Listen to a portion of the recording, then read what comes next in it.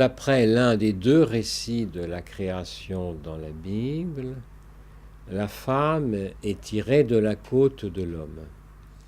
Alors, ça peut s'interpréter de plusieurs façons. On peut dire que la femme est issue de l'homme, que l'homme est avant la femme, et s'il est avant, il est premier, et s'il est premier, il est peut-être supérieur.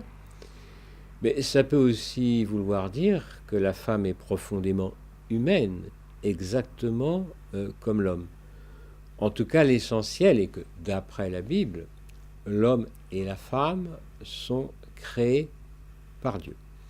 Alors, le Coran fait aussi allusion à Adam et au premier homme.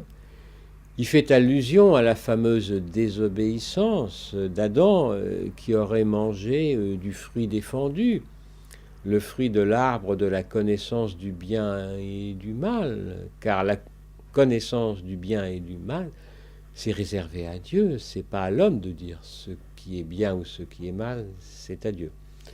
Alors est-ce que Adam aurait pris du fruit tendu par la femme?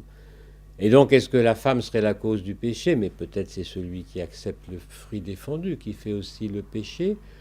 Je crois qu'on peut en tirer plusieurs conclusions différentes. Certains en ont tiré l'idée que la femme était inférieure à l'homme, mais on peut au contraire dire que la femme et l'homme partagent la même condition humaine. Et là-dessus, le Coran aussi dit qu'au fond, ce péché-là n'est peut-être pas si terrible.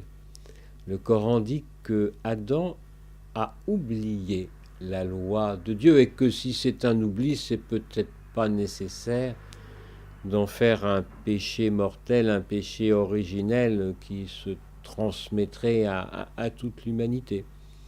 Chez les chrétiens, chez les juifs, il y a aussi des versions plus ou moins sévères ou plus ou moins indulgentes de la faute d'Adam, et disons de la faute d'Adam et Ève.